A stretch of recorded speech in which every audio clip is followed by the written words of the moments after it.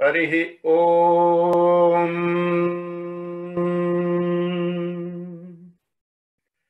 Om Ganana Tva Ganapati Gum Havamahe Kavyo Kavinamupamashravastamam Jeshtarajam Brahmanam Brahmanaspatha Anashunvanno Deviseda Sadhano Om Mahaganapataye Namaha Prano Devi Saraswati Vajebirvajinivati Dhinama Mitrayavatu Ganeshaya Namaha Saraswatyai Namaha Shri Gurubhyo Namaha Harihi Om.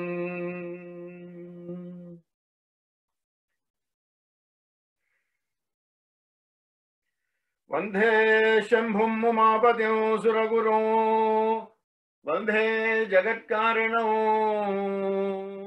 Vandhe Palnagabhushamargadaro Vandhe Pashunam Pathim Vandhe Surya Sashankamalninayanam Vandhe Mukunda Priyam Vandhe Bhaktajanachahridaya Varadam Vande Shivam Shankaram Sadgurujara Prajnabhyam Namaha Om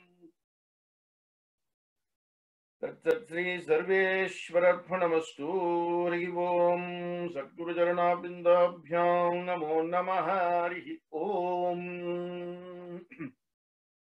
Sairam, it's another opportunity for us to meet again to discuss another topic of yet great importance that impacts our life every time we wake up, every time we go to sleep, and even whilst sleeping, right? And that is the concept of karma, right? So I don't know about all of you, but last week I felt a bit odd, because every Saturday we've been having this. So last Saturday, I got up as usual thinking 11 o'clock. Then at about 10:45, when I came and sat in front of the laptop, I suddenly realized, oh, this week is holiday for everybody. So most of them will be working on their Bhaja Govindam essay, which I think Brother Ganesh has kindly sent a reminder around that tonight. Midnight is the deadline, so just try. I mean, no venture, no gain. You've heard me go on for 11 weeks about Bhaja Govindam. So I'd like to know how you have perceived that and what you intend to do as a result of that very perception of yours. Something in, 300, 400, maximum 500 words, your own thoughts. What I don't want is you taking stuff from the net and putting it, the moment I read it, I will know that is not your own. So keep it very simple and say, this is what I heard, this, and this is what I want to do. There are two questions. So reflect on them and present your work. And I'll be happy to read them and see what comes. Okay, so karma is a huge topic, and I'll tell you the reason why I wanted to do karma for 3 weeks before I ventured into Bhagavad Gita. And, in the course of my conversation with Brother Ganesh, as we were planning, what can we do next? What can we do next? What can we do next? Because clearly there is a yearning on your part, and where there is a yearning, there must be some form of infusion. So I said to him, I can do Bhagavad Gita for, 10, 11 weeks, but before that, people must have an understanding of what the Bhagavad Gita is all about. And to do that, they must then have a good appreciation, a good depth of knowledge, no, but a good appreciation of how the concept of karma works, because the Bhagavad Gita is exactly karmic consequences, right? And that is why I wanted to spend 3 weeks on karma, right? This week is an introduction into karma, or the conceptual theories behind it. Next week, I'm looking at Prarabdha karma and Sanchita karma.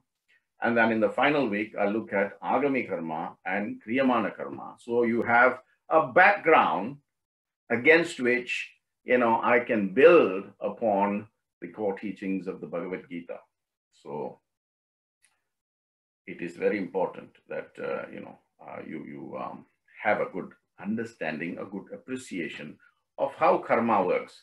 Now, the first thing I want to dispel is the ignorant acceptance that karma is purely a Hindu concept.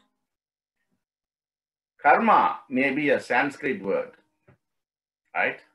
Karmam may be another dialect that belongs to India, right? But the concept of karma is universal, right? It is found in Buddhism, it is found in Sikhism, it is found in Jainism, it is found in Shintoism, it is found in Islam, right? Of course, in Hinduism, we call it Sanatana Dharma, eternal righteousness.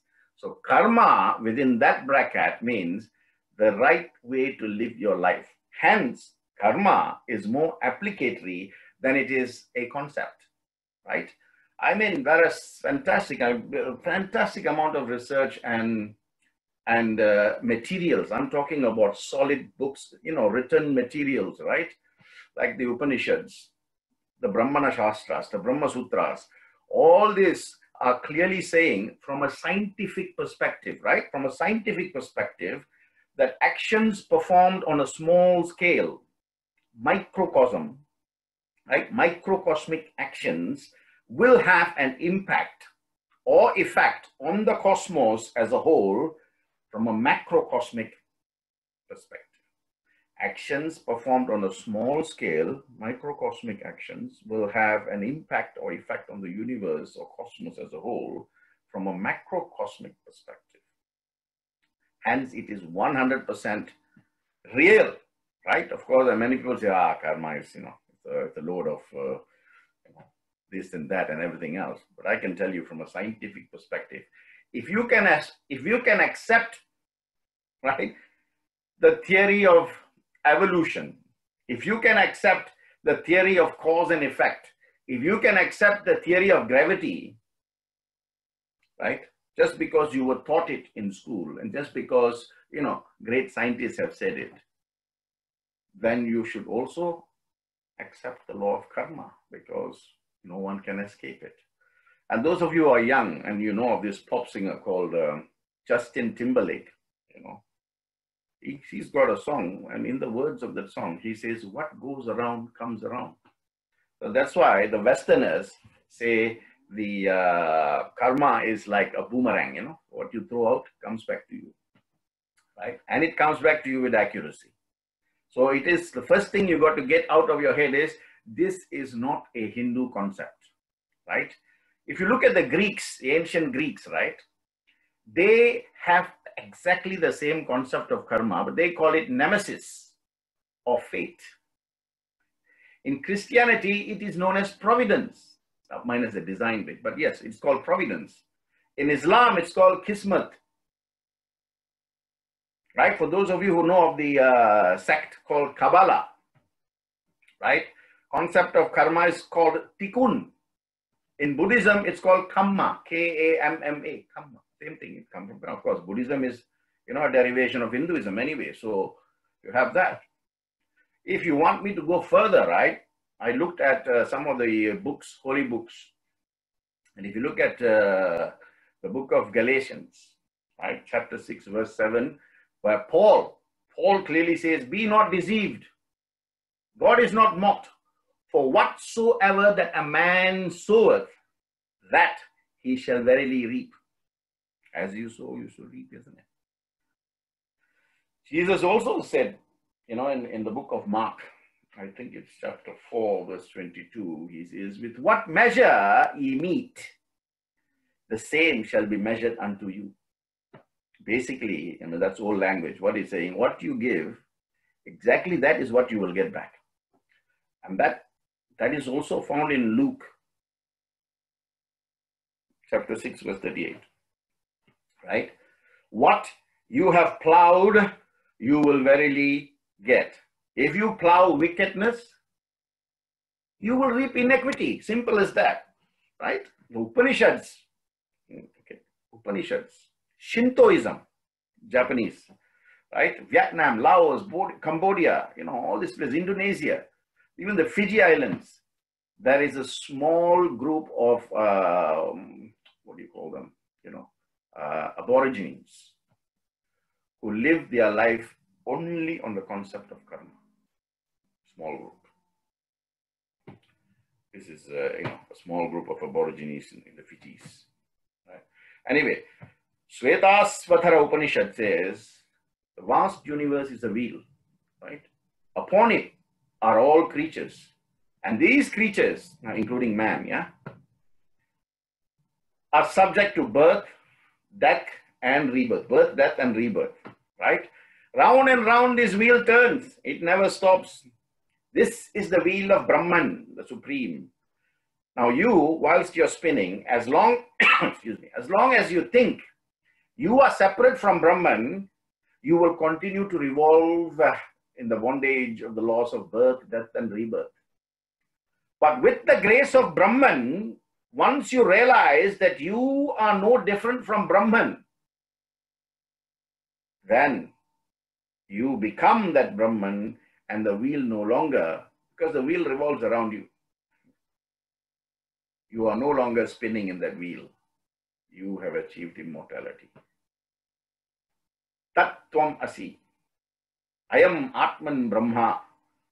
Prajnanam Brahma. Right? Ayam Atman Brahman, Prajnanam Brahma, Tattvam asi, and one more. Veda Purusha Tattvam asi, Prajnanam Brahma. Ayam Atman Brahma. Right? So once you realize that you are no different from Brahma, then you and Brahma are one, and you are no longer bound by that universal wheel of life and death and rebirth. Right? The Brihadaranya Upanishad also talks about this. He said, as long as one behaves in a certain way, in that same way, one will receive results. The doer of good becomes good, the doer of bad becomes evil. One becomes virtuous by virtuous actions, and in the same way, one becomes bad by evil actions or bad actions. What does the Swami say about this? Swami says karma is an activity, right? Once he was in Vrindavan with his students, and one student said, Swami, a lot of things are being said about karma. Can you tell us what is karma? Karma is simple. Karma is an activity. All human beings have to perform until death releases them from this prison called Deha, body. Man cannot live for 1 second without doing karma. Listen to me. Even when you are sleeping, the breathing process becomes your karma. Karma is the cause of man's bondage to the cycle of birth and death. Then another question, another brother poses from the student body is, then, but we are born as human beings, Swami. He said, yes, exactly. This life as a Janma, as a human being has been given to you so that you can correct. You can do surgery. You can correct everything that has been wrongly done in past lives so that you don't continue in your next life to suffer wrongs. Then another student says, so what must we do, Swami? That means in this life, you have brought with you the consequences of past lives. So you will have to serve those things out in this life. But in living in this life, you can think right, you can speak right, and you can act right. Therefore, what you are doing in this life, you are accumulating a lot of good karmas by doing that, thinking right, speaking right, and acting right. And therefore, when you do that, all those good consequences will come in the next life, and your life will get shorter and shorter and shorter until there is no more karmic balance. Once that karmic balance is nil, then there is no more birth. You have become one with Brahman. Until you realize you are separate, I am not he, he is not I, then you will be you. Continuously, you will be spinning in this whirl of, samsara chakra, like the wheel of life in Buddhism, right? Samsara chakra, you'll be going round and round. And Brahma is saying, when are you going to merge with me? So, another thing that I want to clarify at this stage is a lot of people think whatever they do is karma. No, there are two things, right? One is called kriya. Kriya, right? Activity. The other is called karma, right? Consequences. Kriya is natural activity, okay? So, move away from this thought that, whatever you're doing is karma. No. Kriya is a natural activity which every human being and animal has to perform in the day-to-day life. Without thinking, without questioning, without seeking anybody's advice. This is done. That is kriya, or natural activity. Let me give you an example, right? If you get nature's call, for example, you automatically run to the toilet or find a place where you can release yourself, right? You don't think about it. You don't consult anybody. You don't need anybody's advice. You don't need anybody's directions. Every morning you wake up, you brush your teeth, you take your bath, you wear your clothes, you go to work, you go to the garden, you do exercise. Well, all these are called kriya, or natural activity. It is not karma. Of course, how you choose to do certain things can become karma. Because karma is an intentional action or intentional activity, whereas the natural activity is free, willingly done, right? Free, done on your own volition, whereas it doesn't have any intention, right? Whereas karma karyas is intention-based, deliberately done, with full knowledge, with half knowledge, with intention, with semi-intention, with expectation. All that is karma. Okay, so this binds man in relation to the act in question, whereas kriya, the natural activity, does nothing in relation to karma. Okay, so you must have that understanding first. This karma has many connotations, right? I mean, one is action. Every action brings an equal proportional reaction. Some people call it fate. Like speaking to you now is a karma which I am performing. Listening to me is the karma that you are performing, right? So if it is meant to happen on a certain day at a certain time, all things being equal in force and will and grace, then it will happen, right? So it's a simple way to understand it at a superficial level, right? But the word itself, even though it's got 5 letters, K-A-R-M-A, it's got a lot of import, a lot of meaning. And we'll try and look at it from different perspectives so that you have a good grounding, a good understanding, a good appreciation. Of course, Anything is, subject to developing, especially knowledge, right? No knowledge is complete unless it is, evolving, or it is developed, or it is further, embraced. So, the story of Parikshit. I think I mentioned many times Parikshit in my Bhajagovindam talks. Parikshit was the son of Abhimanyu, right? And of course, going to the Mahabharata now, where, after Yudhishthira, Dharmaraja, Abhimanyu's son, Parikshit, or the Pandavas, he was crowned the king of Hastinapura after the Pandavas left for the Mahaprasthana, which is, the final journey. And the story goes where Parikshit was once going on a hunting expedition. And after a long time hunting, he was thirsty and tired, and he reached the hermitage of sage Samika Rishi, who was in deep meditation. So Parikshit went to him and asked him for some water. Of course, Samika was in very deep meditation, right? He was in Yoga Loga. And he did not listen to what was happening, around him, in his surroundings. Mistaking that silence, that deep silence, to be a pride, right, and a disrespect to him, Parikshit he looked around, he saw a dead snake, and he picked that dead snake and put it across, Samika Rishi's shoulders and neck. Right? Now, at that point in time, Samika Rishi's son, Shringi was coming there. He saw what happened. Now, he thought it was a live snake.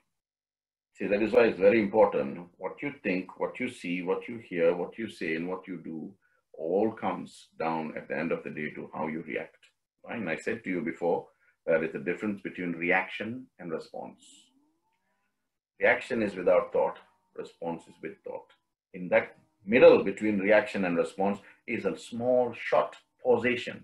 In that pausation, viveka or discrimination kicks in. So make that a point, right? From now on, don't react straight away. Just give it a pause. In that pause, exercise viveka, vichara, and then only go to vak. 3 V's, right? Vichara, viveka, and vak, right? So speak only once you've explored and exercised discrimination. Anyway, so Shringi saw that and he cursed.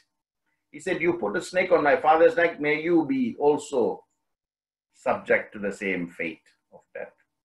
Okay. At this point in the commotion, Samika Rishi got up and he said, "What's happening, Then he saw that the snake was dead, and he told his son, "You should not have, rushed to this, Everybody rushes to say things or do things, and then in hindsight, they say, oh, sorry, I shouldn't have done that, or shouldn't have said that, or shouldn't have, thought this or that, and everything else." So he tried to, of course, once a curse is given, it cannot be withdrawn, right? You've already set it in motion. That's why it's very important what you say. Anyway, so what Samika Rishi then said to Parikshit, I was in meditation, that's why I didn't hear you, but nothing can be done about, I do apologize for my son's, thoughtless curse, but you need to be careful and make sure that, you stay away from all types of snakes or whatever, worms, insects, all these kind of things. Because at that point in time, Parikshit was already subject to the curse, that as you have done, so too you will receive, right? So you want to kill somebody by snake, you will die by that very snake. So Parikshit then went back to the palace and he took all care, right? He told everybody in the kingdom, no snakes, nothing of that sort. So what happened was, he was waiting. He knew, somehow something will happen. In that meantime, what he did was he was listening to Sukha Maharishi, the son of Vedavyasa, who was then telling him all about, Bhagavat Purana, Srimad Bhagavatam, all about Krishna Leela. But of course, on the 15th or 16th day, as he was ending these stories, Parikshit asked for some fruits to be brought in. And what happened was Takshaka, Takshaka is the king of serpents. He had taken the shape of a little worm or an insect inside a fruit, which was on the tray that was offered to Parikshit. And of course, Parikshit took one and bit. And out of that, the worm came out, transformed into Takshak, and of course, bit him, and he died as a result. But when he died, because of the Shravana Punya accumulated in that, time he spent with Sukama Rishi, by pure Shravanam. Remember, I said Shravanam is one of the Navaveda Bhakti's 9 paths of devotion. By pure Shravanam, Parikshit attained moksha. So that is why they ask you to, listen to good things, be with good people, and all of that. So every action will generate a certain amount of energy that will come back as a reaction. This is the universal principle on which energy is based. What you put is what you will get. And the law of karma works perfectly and sits so balanced in this understanding between universal energy and human energy. So what you think, what you do, and what you say, everything has a repercussion, right? And we only need to go as far as the Ramayana or as far as the Mahabharata, and which are replete with such examples, right? And Satya Sai says, in short, karma is a movement, is an action, is a progress, is an evolution, right? He has elaborated on this, right? If you look at Ramayana, for example, right? What started Dasharatha's, experience that he was going to have with his own children, right? Once again, he went hunting and thinking that, he saw something move. He thought it was a deer. He pulled out his arrow and he shot. It was actually Shravana Kumar. Shravana Kumar, who had 2 blind parents, and he had gone to get some water. And of course, when Dasharatha found that, he was distraught, right? Then he found the blind parents. They were waiting, and they asked him, who are you? Have you seen my son? Have you seen our son? He's going to get some water from her. And then when Dasharatha apologized, wholeheartedly, and he said, I didn't know, it was done by mistake. It was done in ignorance, and so on and so forth. The blind parents of Shravana Kumar said, as you have created a situation where we have lost our only son that is so very dear to us, you too will suffer the same pangs of separation and all this depression and all of that. And of course, the other parts of the story, how Rama had to leave, and, Dasharatha died in the sorrows, right? Mahabharata, same thing, Every single player in the story of Mahabharata had something to do, out of which they experienced the consequences of their life story, right? Krishna, God he was. As God he came down. As God he lived, but he was so dharmic, right?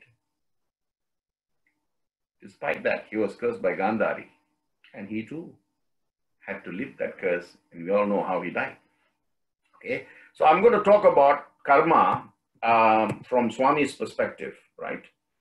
But even Dhritarashtra, in Mahabharata, it's the same thing. In one of his previous lives, he was a very evil king. He used to pluck out the eyes of swans and make the blind swans race and get a lot of joy out of it. He liked to kill birds, and once he killed 100 birds at one go. But in other lifetimes, he did a lot of good, as a result of which he was born again as king. But in this lifetime as king, Dhritarashtra was born blind. He could not naturally conceive, 100 children. That was conceived through, yantric and tantric means, 100 eggs, from which the 100 Kauravas were born. And of course, he died. He lost all of them in the Kurukshetra war. So you see what he did many lifetimes ago came back to haunt him in this lifetime. So it's not a question of, oh, I did something bad, but hey, I have a reasonably good life, so I haven't suffered anything bad. Now, don't worry, maybe next life it will come, right? So Swami in Satya Sai Baba Speaks, right? He has talked about karma from 4 perspectives. Karma as movement, karma as action, karma as progress, and karma as evolution. So I'm just going to explore this slightly with yourselves. First, karma as movement. Swami said karma as movement has divine basics, divine basics. That means when God decided and desired to move, the whole creation started with this intention. So that was the original action from which all other actions come. So karma has a divine origin. Therefore, if there is any way in which you can reduce or make nil the effect of karma, it is for you to go back to that divine source, right? So I'll come back to this again. If karma is divine, then the solution is also divine. And going near the divine principle can get us out of this karmic cycle, right? And because he is the creator, he does not exempt himself from the very laws that he makes. I'm talking about karmic laws, of course. So all the people that have come, right, from, if you look at the lineage of the avatars, they subject themselves to the very rules that they break, that they make, so that they, as master, do not break the very laws that they subject the entire creation to, right? But of course, when they come and they do things, that is their natural activity as the avatar, right?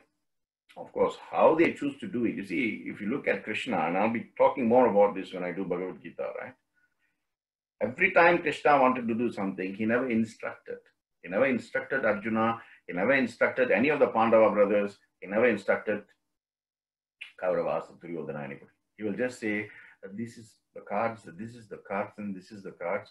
Choose.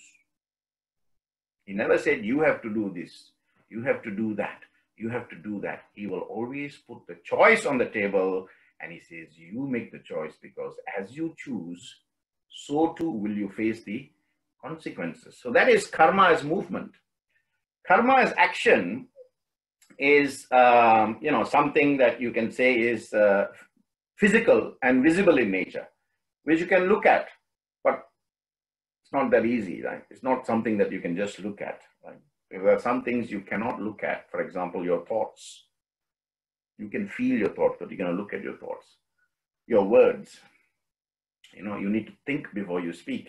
So we're actually performing karma all the time in what we think, how we think, what we say, to whom we say it, right? Even if you decide not to think in a certain way, not to say a certain choice of words, not to act in a certain way, that is also karma. And as I said earlier, Swami said, if breathing is karma. So then you get asked this question. Well, I get asked this question. Is there any way to escape from this concept of karma? The simple answer is no, right? But you can, you can change it so that the effects are reduced. That you can do. 100% you can do that. That is why the powerful rishis and the acharyas, when they give a curse, then the moment they realize, they can downscale it. But it will have to be done. You will still go through it, but they may be removed, 60% or 50% of it they have removed. So they have the power to do that. Right? So Swami many times he has said, cancer cancelled, job ready, marriage done. So you have that that grace of him, where he is he's giving you that. So gurus and acharyas and rishis have that power. That is why he says you have to go through a certain motions in order to make that happen. The Upanishad says, Yat dhyati tat icchati, yat icchati tat karoti, yat karoti tat bhavati. Yat dhyati tat icchati. That means dhyati means once you dwell on something, yat dhyati tat icchati. That means in your mind it slowly becomes a desire. What you dwell on slowly becomes a desire. Now here I want you to connect what I'm saying here to what I've said in Bhajagovindam when it comes to desires, right? Because it's all connected. It's all a network, you know. One wire from here goes here, and then connects there, and connects there, and connects there. At the end of the day, it is all energy, right? This is what we're trying to understand. So he says, yet dhyati, whatever you dwell upon becomes a desire, becomes an ichcha. You know, tat ichyati. Then he says, yet ichyati, tat karoti. Once it becomes a desire, then you start to act on it. Tat karoti, you start doing things to make that desire become true or materialize. Yat karoti, once you start doing it, tat bhavati, as it happens. And as it happens, so too the consequences flow. Right? Remember, the universe, nothing can be more friendly to you than the universe. It's a friendly phenomenon, right? And the friendliness is phenomenal. What you think, what you do, what you say, right? So whatever seeds you sow in this friendly phenomenon called the universe, it gives back to you. It may not be in the frame time that you prescribe, but it definitely happens and it definitely comes back, whether you like it or not, right? God has given us this life to live as great masters. Whether we choose to live as masters or slaves is entirely our choice, right? Karma is progress. This is where the hereditary effect comes in, right? Imagine that we perform karma all the time and we have a huge storehouse from which this karmic consequences spill in each of our births and the subsequent births. So the karmas which we do in one life will start affecting us in terms of the type of birth in the next life, and then it creates the ambience within which it will work them out. So birth is a direct result of karma. Human birth is a direct result of punya karmas that you have done. Right? Remember I said, you know, manusha janma durlabham. Nara janma durlabham. So your birth is determined by what you've done in the past. So thankfully, all of us have the power in this lifetime to do things, to think things, to speak things that can cut and reduce the effects of, you know, whatever future karmas that we are going to endure, right? Now, so karma technically has, you know, 4 different types. Now, what we are and enduring now is called prarabdha karma. I think in Bhajagovindam, I gave the example of an apple tree. You know, you go in the stand at the tree and then apples fall. That is prarabdha. You are experiencing it, right? But there are other apples on the tree that hasn't fallen, but it will fall at a time, sometime in future, right? That is called sanchita karma. So all of it, that's the storehouse I'm referring to, right? From the storehouse, as and when needed, it will release the prarabdha karma. And agamiya karma is what we build for the future. So for example, if you pick one apple and you look at something and you throw, right, and hits something else. So that is agamiya karma, what you build for the future. And kriyamana is what is happening now as an extension of agamiya karma, something that you serve immediately or you put it in sanchita to serve later. It's actually a lot of positivism involved in it, right? And we need to look at the positivism as a highway to reaching him, right? And karma's evolution is talking about the delayed effect. We do something now, but pay back at a later time, you know? So in the next lifetime, you don't know why a particular circumstance is affecting you in a certain way, but you know what you can do to live that life, or this life, I should say, in a way in which, you know, in your future, it's not going to affect you, right? So all I want to say is don't worry about the past. Don't worry about the future. I've said before, you know, the past is history, the future is a mystery, the present is a gift, right? So you have to live this life rightfully, dharma. What the Vedas say, swadharma paripalanaha. That's what you got to do, right? Swadharma paripalanaha. And Swami has said, what comes to you is destiny, but how you react to it is in your hands. What comes to you is destiny. How you will react to it is in your hands. So how do we deal with this karma? How do we react wisely? Because you've been given this wisdom, jnanam, intelligence, right? So You have to start doing things in a certain way that that thing becomes a habit. And of course, once you create a habit, the habit then becomes a character on which your action is based. So firstly, I said to you, yat dhyati tat ichchati. Yat ichchati tat karoti. Yat karoti tat bhavati, right? So the first point is what we put inside here, what we dwell in our minds. That subsequently comes out as a desire. Then we put actions into place in order to realize that desire, and from there we get consequences. That's why I said when you get a base desire, you sublime it, another desire of a higher conscience.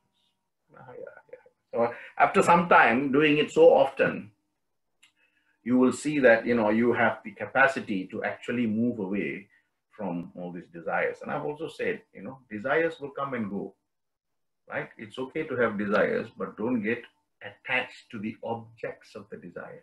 Very important, right? Another thing that many people ask me, right? Even last week, I got a call from someone saying, brother, I am doing a lot of good, I'm doing a lot of charity. I help a lot of people, not just here in India, in Africa, everywhere. So by doing that, can I reduce my bad karma? So I said to him, no. I said to him, no. I gave an example. I said, okay, look, karma is not a bank account, One day you put in 5,000, next day you withdraw 3,000, the balance is 2,000. Then again you put in, 1,000, it becomes 3,000. Again you put in 2,000, it becomes 5,000. So you can play with what you take out and what you put in. That is a bank account. Karma is not adding or subtracting, adding good deeds and subtracting bad deeds. No, it is tit for tat, blow for blow, help for help. It is exactly what Newton said in his third law. Right? Action and reaction are always equal and opposite like that. Every action has an equal and proportionate reaction. Tit for tat. You go to a restaurant, they give you the menu. You look at the menu and you say, I want item number 25. If they give you item number 26, you will call the waiter and you will call the manager and you'll say, this is not what I ordered. Give me item number 25. So they will go and they'll make 25 and bring it to you. Right? That is karma. It's a menu, you get served what you've ordered. Right? Simple way of looking at it. So why should I then do good actions or pray? What's the use? Because I don't know if anything good is coming out of it. I can't see it, If every time you pray, somebody gives you 10 pounds, you'll pray because you can see the consequences of you getting the 10 pounds. So because you can see the consequences and you can receive the consequences, you will engage in the action. But when you become good, when you become pious, when you become spiritual, when you become divine, when you become devotional, when you have bhakti, nothing can be seen. You can see yourself changing because God is within you. If you accept that, then you cannot expect anything from outside to change that perception. You may not be able to see the transformation that is happening within you, but everybody else around you will be experiencing that change in you. Slowly, you will then realize. This, even for you to transform yourself and become godly or become close to God, you must have His kripa, His grace, His anugraha. To attract God's grace, you must have His grace. Right? So once, there was a very a Krishna devotee. He was praying in the temple and he said, dear God, what is it like to have been born rich? And then he heard a voice. He said, you can only find out through experience. Then he says, then the man who's praying says, what is it like to be born with good looks? Again, the voice comes and he says, you need to experience this. Then he says, I'm born of a very poor family. There is no chance, possibility for me to get married. What is it like to be married? Again, the voice says, that too you will need to experience.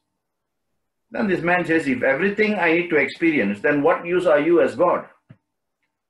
That's when he heard the voice saying, that very experience is me. So you see, you need to experience God, right, through your own transformation. Simple as that. And of course, everything else comes to fruition, right? You have to transcend the suffering. This is exactly what Krishna told Arjuna on the battlefield, right? On the day before the war. Krishna went, the day the war was beginning, right? The day before they went to see the place and everything, the next morning when they went, right? Just as Pitama was blowing the conch to mark or to signal the beginning of the war, Arjuna became so despondent that he threw down his, Gandiva bow and he says, I cannot. Because what I see is, my family, my cousin brothers,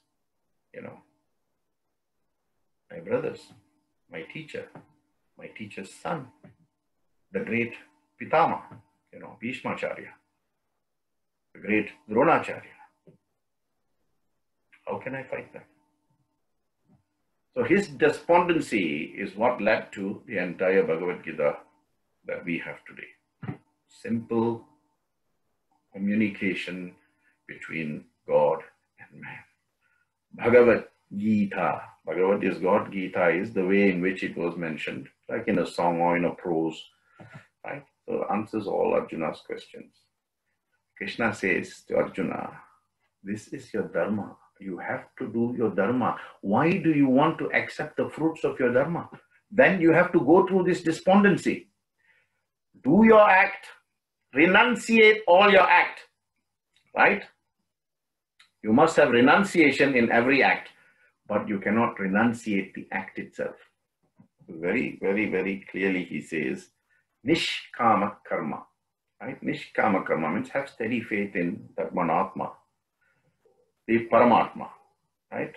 And whatever you do, whatever you think, whatever you say, whatever you do, oh Arjuna, do not attach yourself to the fruits of the action, right? So he said two things to Arjuna. He said one is surrendering the fruits of your action. Second is surrendering the doership. Become my agent, Krishna was telling him. Because whatever the agent does, only the principle is bound, you see. Right? So he says, surrender the fruits of the action. Secondly, surrender that you are the doer. Become my agent. So you're actually doing something on my instruction, on my behalf, on my dharmic say. So then you will be fine. But how many of us can do that, brothers and sisters? I need you to think on this, right? Whenever you say something, whenever you do something, whenever you feel something, do you automatically substantiate that thought, word, and deed by saying, actually, it was me. I did it. Then you are doing exactly the opposite of what Krishna told Arjuna. Surrender the fruits of the action. Secondly, you are not the doer, although physically you're doing it. So Arjuna says, how is that possible? That's when Krishna says to him, Aham Atma Gudakesha Sarva Bhudasya Stitaha Aham Adischa Madhyancha Bhutana Manda Evacha. Arjuna, Aham Atma Gudakesha Sarva Bhudasya Stitaha. I am seated in the heart of all living entities. Aham Adischa, I am the beginning. Madhyancha, I am in the middle. Bhutana Manta Evacha. I am also the end of all beings. So you surrender the fruits of your action because you are not the doer, from a spiritual perspective. Physically you're doing, but once you say, I am not doing this because I want to do this, I am not accepting any fruits from this, I am just doing my dharma. That is the science behind Nishkama Karma. And certainly we will dwell more into this when I'm looking at chapter 3, Bhagavad Gita, right? And Nishkama Karma also brings objectivity, right? Objectivity. We see things as they are without coloring it with your glasses with your perceptions of ego, right? So karma can be action-based, can be inaction-based. It is getting the balance between these two that makes it a perfect action. I'll give you an example. If I ask you to draw a table without showing you the table, you will get many types of table drawn. But if I bring you a table and put the table in such a way that you can only see three legs of the table, right? Then will you be able to draw it because your understanding is a table has got 4 legs. So what you see and what you know, there is some interference, isn't it? To get rid of that interference, you need objectivity. Looking at it. You know, that's why I say thinking out of the box, right? Psychologists will call it, paradigm shift. Can you imagine if for drawing such a simple thing like a table, you need objectivity, you need a holistic vision, then how do we have to deal with life? With what sort of objectivity? With what sort of positivism? I've said to you in Bhajagovinda when I did, every day wake up and give gratitude. How many of you are doing it? You get up in the morning and say, thank you for another day. Make me useful. Make me useful. How many of you say that? Not just saying it, doing it. Say a prayer for the world, We all say, Samasta Loka Sugino Bhavantu, but as we are saying it in the mouth, as we are mouthing it in the mind, we are thinking about something else. So how can there be a correlation between what is thought, what is said, and what is done? Right? The difference between attracting karma and becoming akarmic. Attracting karma and becoming akarmic, right? So we get all these questions because we don't have the complete understanding, right? We are ignorant to some extent, right? And Pope Alexander once said, right, from the fountainhead of knowledge, drink deeply because the shallow draughts of knowledge will intoxicate the brain, and drinking largely will make you sober again. What a fantastic thing. Right? From the fountainhead of knowledge, he said, drink deeply because the shallow draughts of knowledge will intoxicate the brain, but drinking deeply, drinking largely will make you sober again.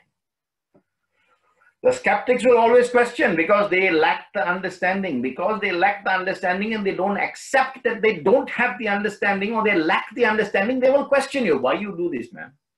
Where's the proof? Where's the proof? Where's the proof? Next time say, you seen your father? Yes. Where's the proof? You got DNA to prove he's your father? Ask. If he, on the off chance, says, yes, I have DNA, because all that happened was mother said, that's your father. And that's it, you accept that. Grandfather is not there, but there's a picture, there's a photo there, and that's your grandfather. That's it, you accept that. As an older generation of a great grandfather, ask for proof. How do you know that person is your great grandfather? Show me DNA evidence. You want to talk science, right? Come, let's talk science. Where's the DNA evidence? Skeptics will always question and make themselves put themselves in a position where they will ask you questions, but they themselves don't have the knowledge nor the understanding, but they will challenge you, question you. Right? They will always challenge. They will challenge because they lack the desire to learn, to know, to find out, to evolve, to learn, to develop, to grow, to evolve. They don't.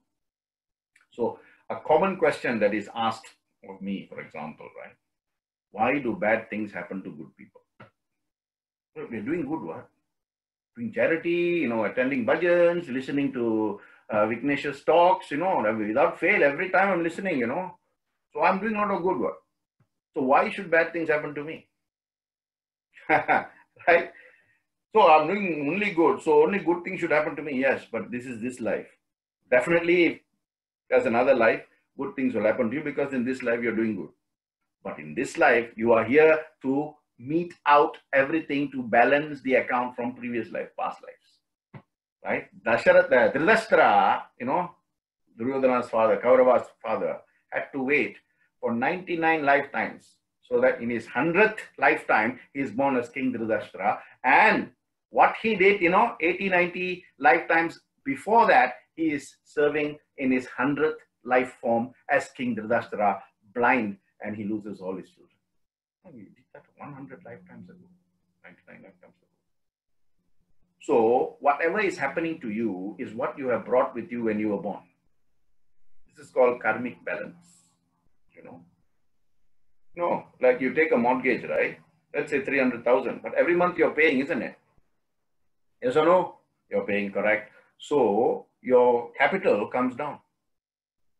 That is if you're paying via repayment, capital and interest both paid. So every month it will come down. After 20, 25 or 30 years, you have no money more to pay. That is called karmic balance, where the balance is nil, right? But if you only pay interest only, then the capital is still outstanding. The interest is how you live the life. Repayment is also how you live the life. The difference is exercising sufficient discretion, wisdom in this differentiation, right? That is definitely, I mean, just because bad things happen to you, it doesn't mean that the universe is capricious or whimsical, right? That is a delayed effect, that's all. And, you know, I'll tell you a story. Two people heard that a famous rishi had come into town. So they said, okay, come, let's go and see, find out. So they went and sat. This rishi had the power, you know, the Siddhic powers. Rishis, upon meditation, acquire different forms of Siddhic powers, right?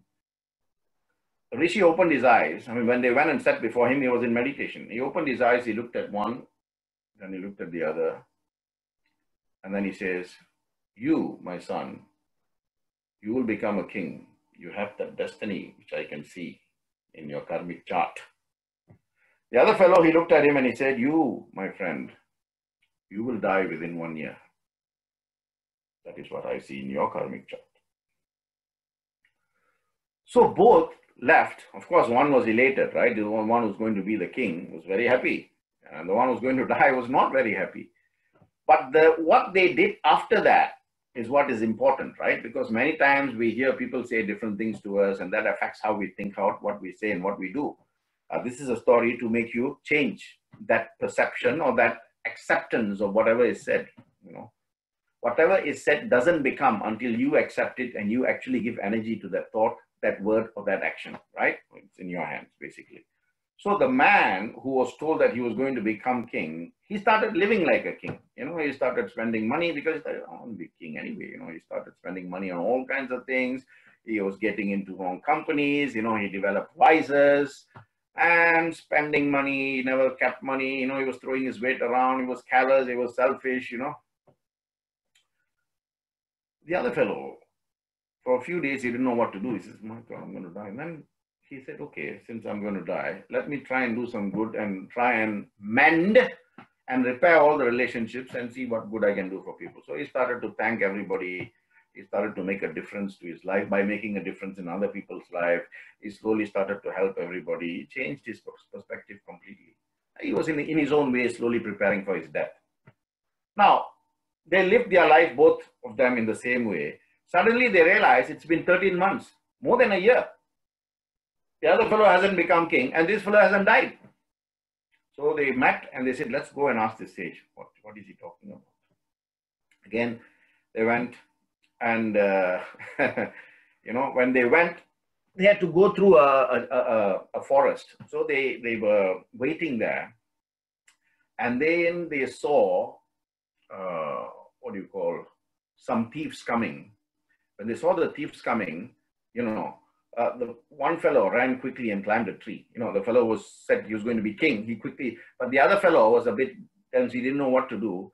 And the thieves caught up with him, right? He was there. And they beat him up. They beat him up and he was lying unconscious there, you know, in some part of the forest.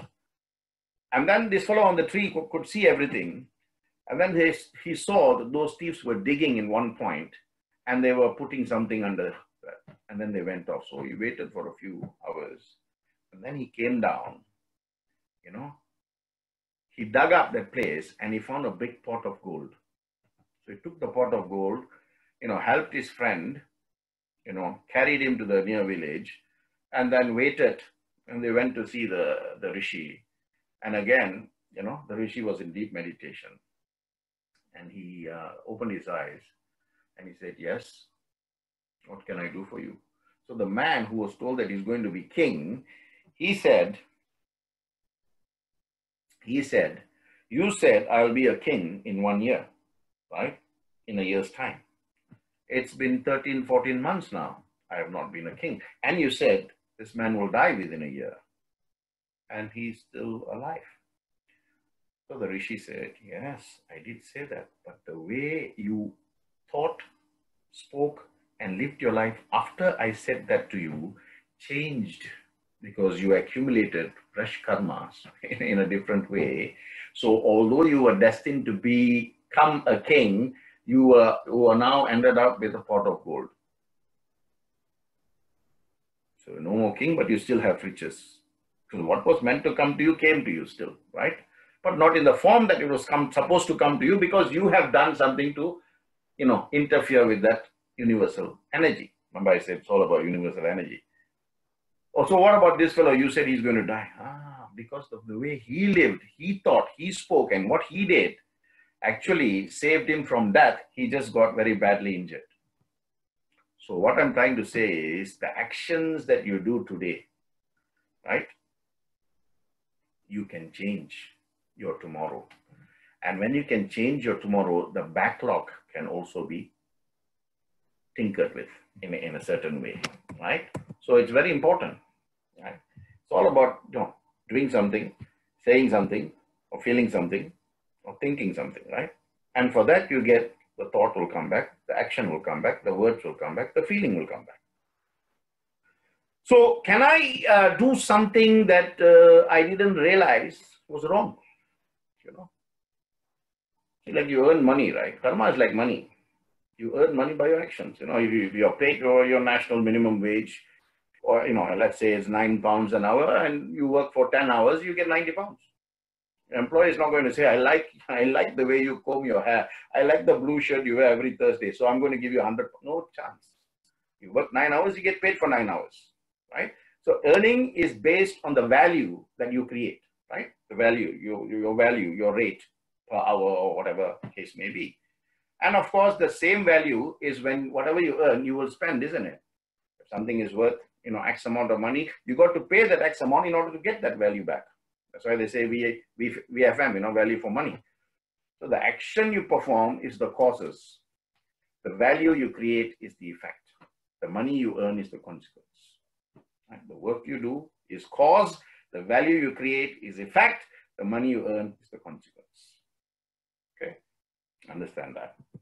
Now, so when you do good, asset. So I'm talking accountancy now, divide the page into two, assets and liabilities, right? Good karma is asset for the future. Bad karma, liabilities. Liabilities you have to face, you have to do, you have to face, and you have to endure, right? So can I do something? Earlier I asked you, can I do something ignorantly? That means I don't know that was going to create bad energy or bad thoughts or whatever. Or can I create something inadvertently? Well, whether you do it, on the basis of ignorance, whether you do it intentionally or unintentionally, still an act has been committed. And to that end, you will have to face the consequences. Like in law, there's a famous Latin expression that says ignorantia non excusat leguris. That basically means ignorance of the law, not just moral laws, legal laws. Right? Ignorance of the law. Ignorantia non excusat leguris. It's not a defense in law. Ignorance is not a defense in law, right? It's not a legitimate excuse. So you will still have to look at the consequences. So whether you do it ignorantly or inadvertently or unintentionally, you have done something. For that doing, you will get, the payback. So you have to understand karma from three perspectives. And this is very important. And please listen very carefully, right? Karma can be divided into three consequences. It's called vikarma, sukarma, and akarma, right? Vikarma, sukarma, and akarma. So what is vikarma? Vikarma is bad karma. See, when desires are, for example, prioritized over duties.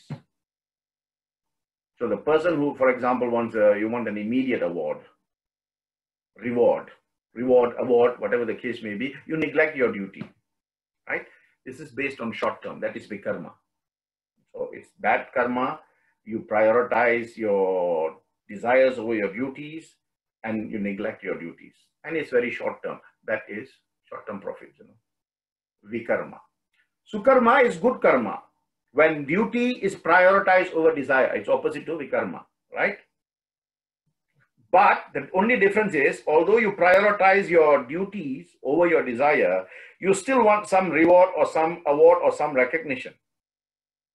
So it becomes sukarma, but because you are expecting the fruits of your action, it's, midterm, short-term, midterm, right? Not very good, because you will still have to go through the consequences of sukarma. You will definitely go through vikarma, you will definitely go through sukarma.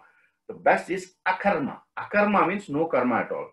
When desires are subordinated to duties, and you don't expect anything for doing what you're doing. There is no expectations, there is no awards, rewards, whatever.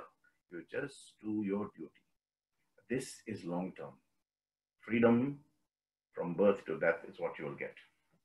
When you are able to say, I'm not the doer, nor am I attached to the fruits. That is why very beautifully it is stated, right?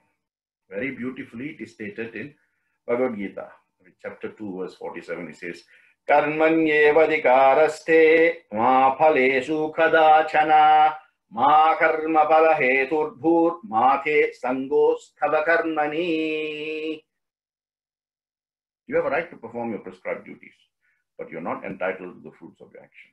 Never consider yourself to be the doer, the cause, or the results of your activities, and never be attached to not doing your duty. You have to do your duty, so do it, but do it with these two thoughts.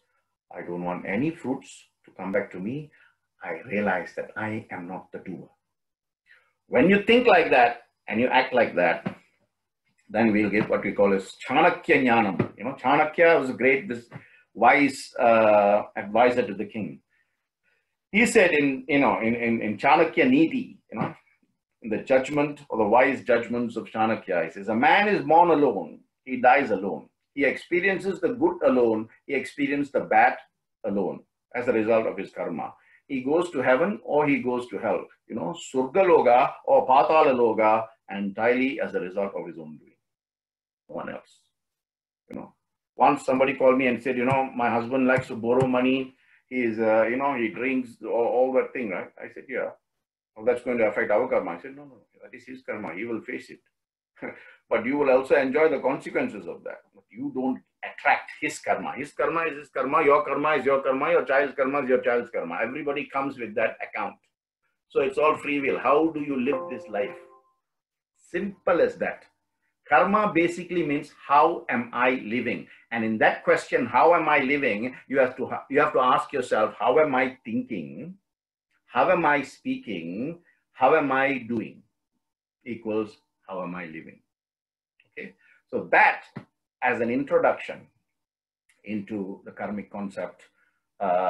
Next week, what we will do is we will go into the two initial concepts of Prarabdha karma and Sanchita karma. Then the third week, we look at Agamiya karma and Kriyamana karma. That way, you then have a solid base on which I can start Bhagavad Gita. Then you will realize that everything is action-based. Some people by thinking accrue. Some people by saying accrue. Some people by doing accrue. All three has come in many, many, many different ways through different personalities in the Mahabharata. Okay, so we'll end there.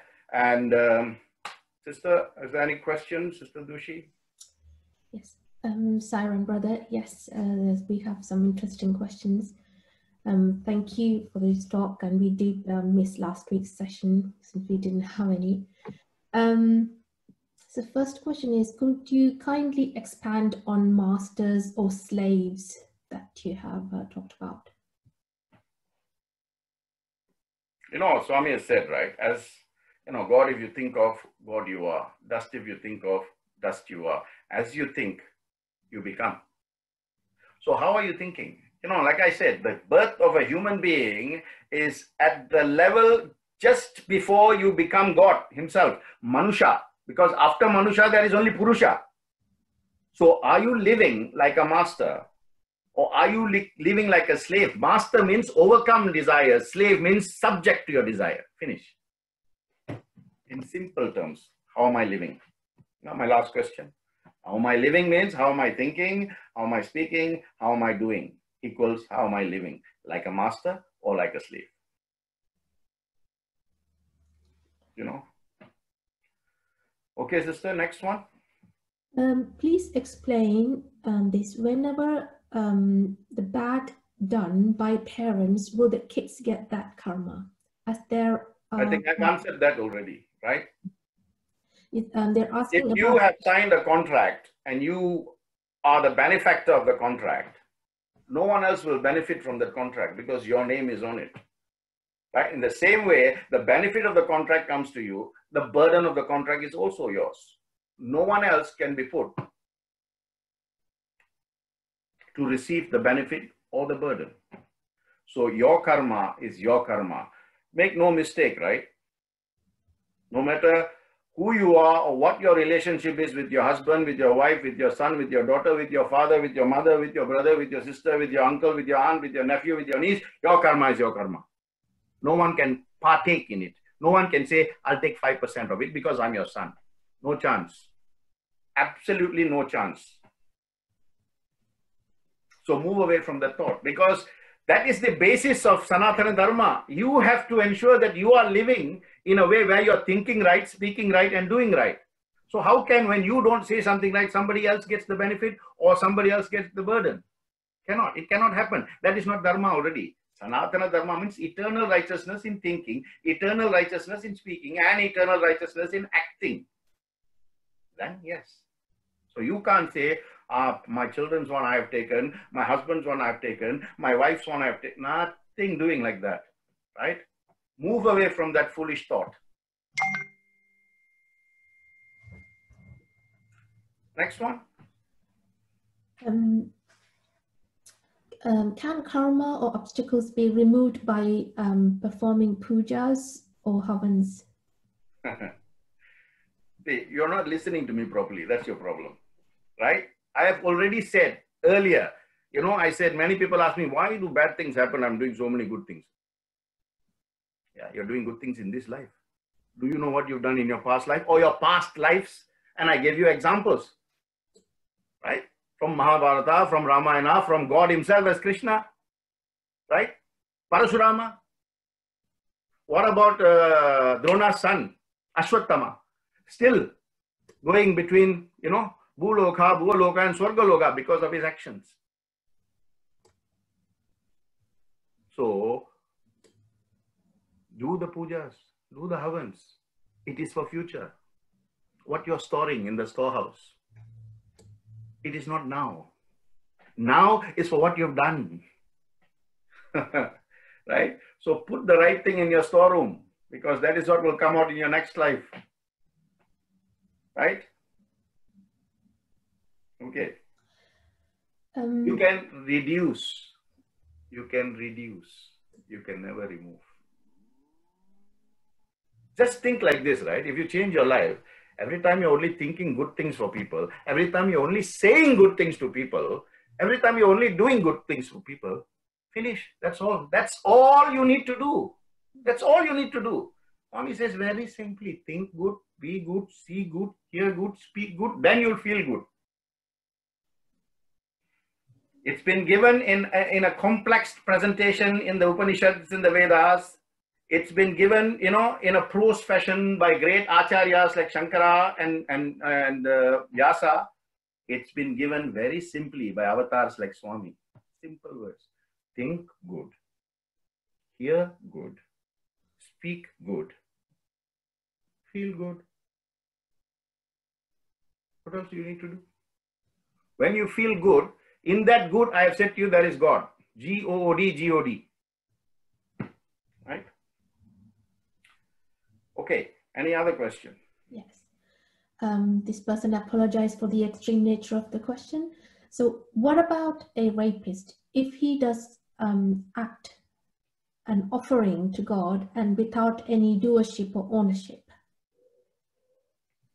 Yeah, so what about it? He still gets sentenced as a rapist. Do you know how many prophets or holy man or wise man prisons have produced? Some become good whilst they are serving prison life. See, this is where you're not getting the right understanding. For whatever you do, you will serve the results. Okay, let me give you another example. Maybe this will make it very clear, right? I am making a pot of tea. Let's say 10 of you come to my house. I love you all very much. Okay, you all are my brothers and sisters.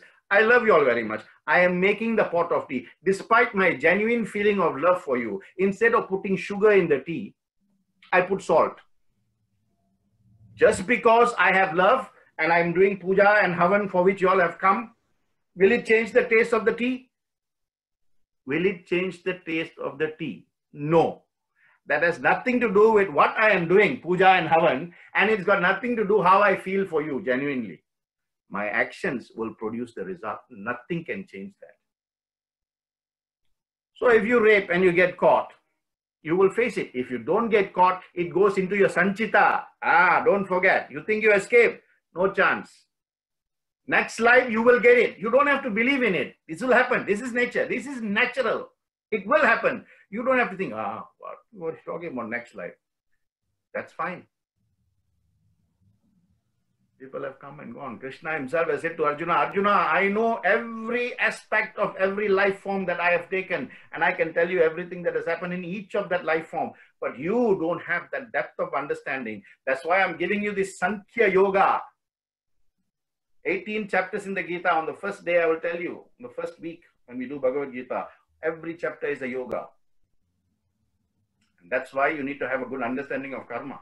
Because then when I talk to you about Ashwatthama, or talk to you about Dronacharya, I talk to you about Arjuna or Karna, you'll have a good understanding because you've understood the concept of karma. Otherwise, it is, standing on stilts and building higher, higher, higher, higher. At some point, the stilts will give way and you will fall. So, fundamental foundations is in having a solid understanding. Okay, like this, what I said about this Pitru Pujas, ancestral prayers. Today is the 11th day, 5 more days. It is ending next Thursday with Sarvalaya Amavasya. So every day you're eating, every day you're drinking this 16 days fast. Fast for all the people who made it possible for you to be where you are.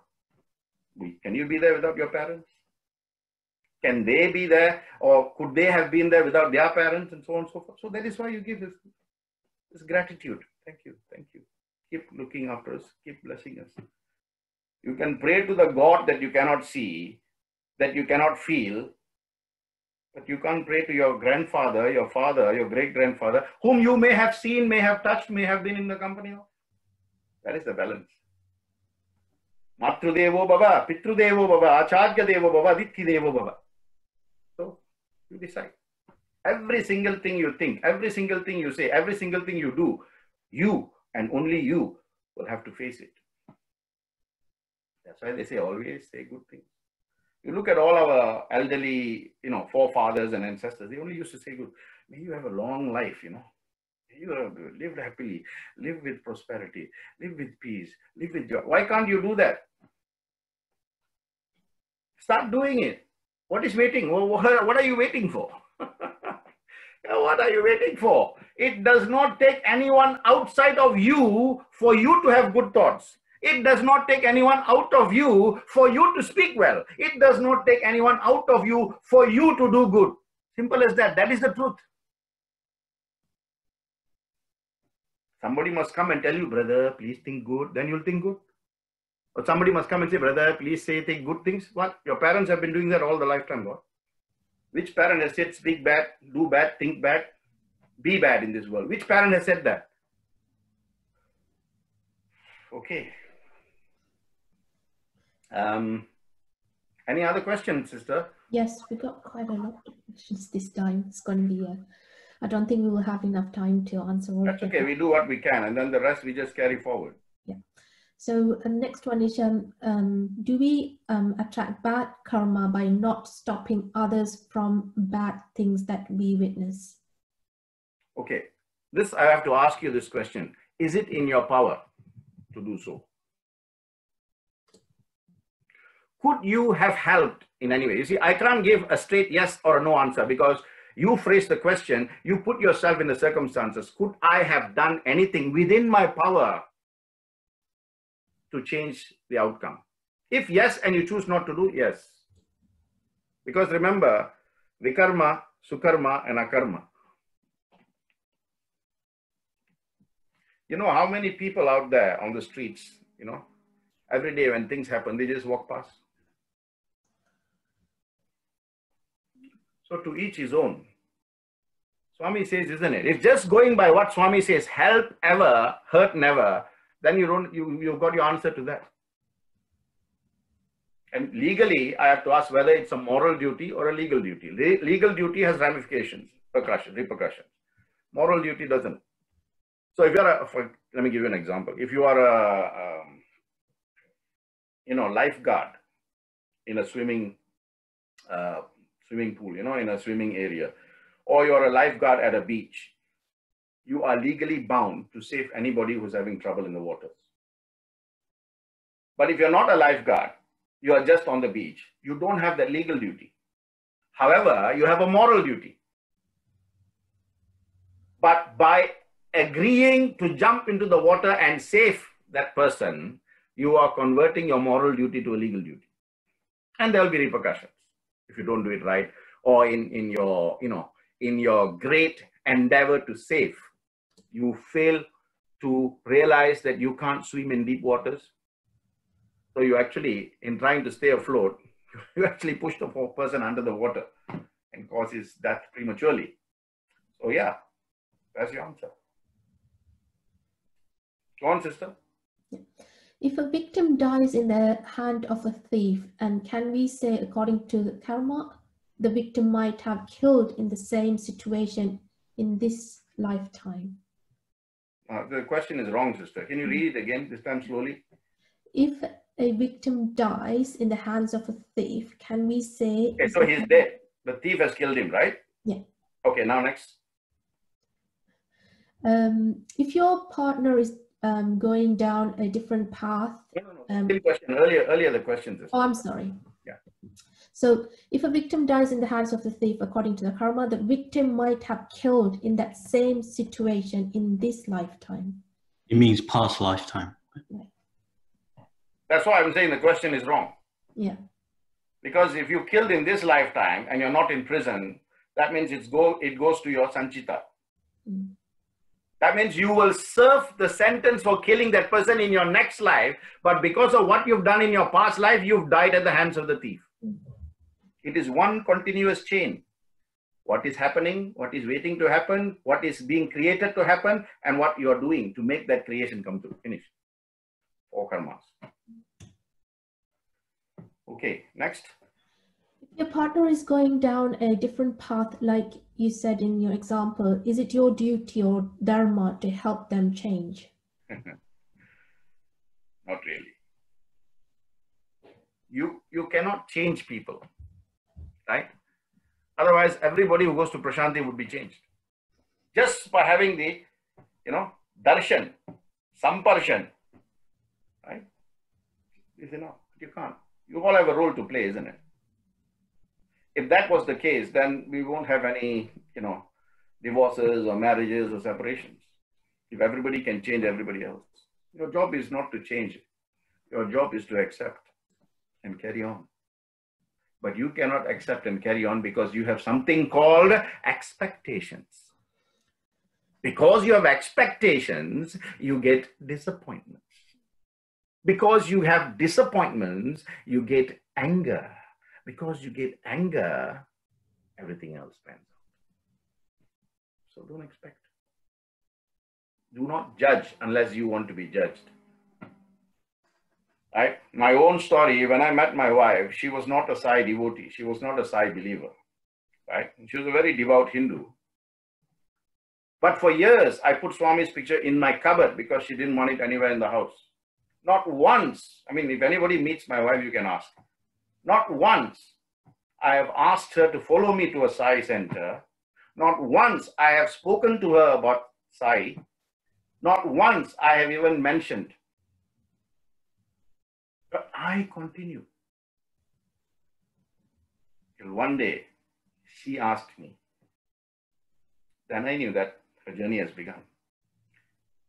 Right? Now everything she's Swami, Swami, Swami, Swami, Swami. So it's not my job.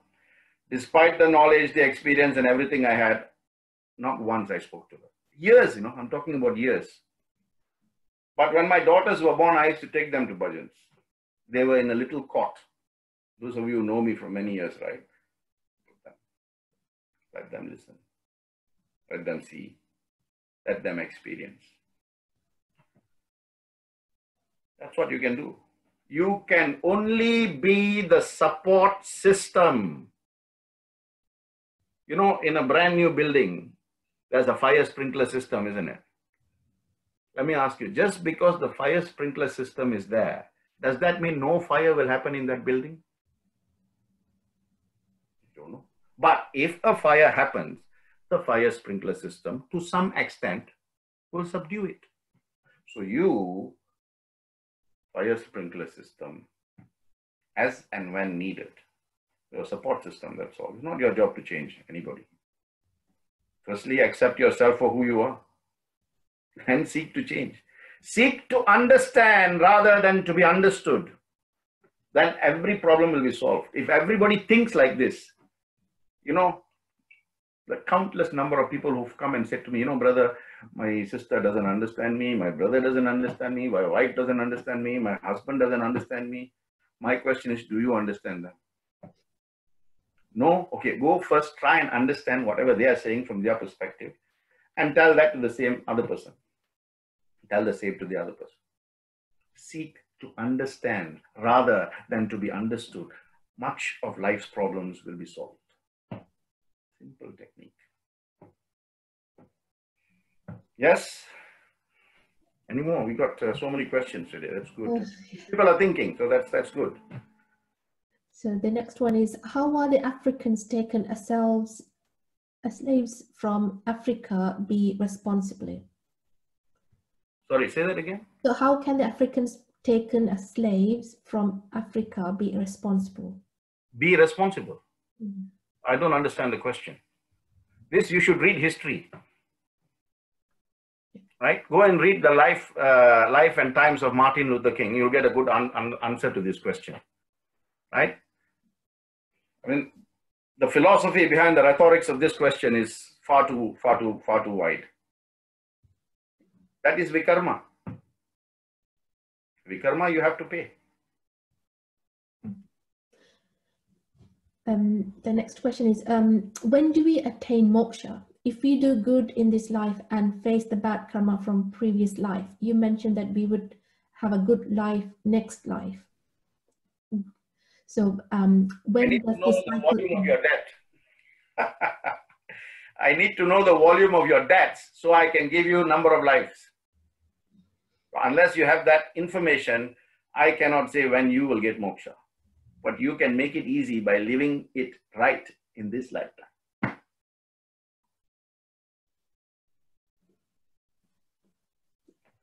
Next, sister.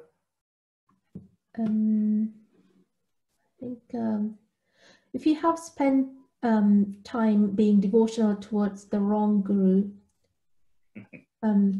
does this have karmic repercussion for us? As long as we did good and had great intention, but we realize that guru is getting involved in wrong actions and abusing women.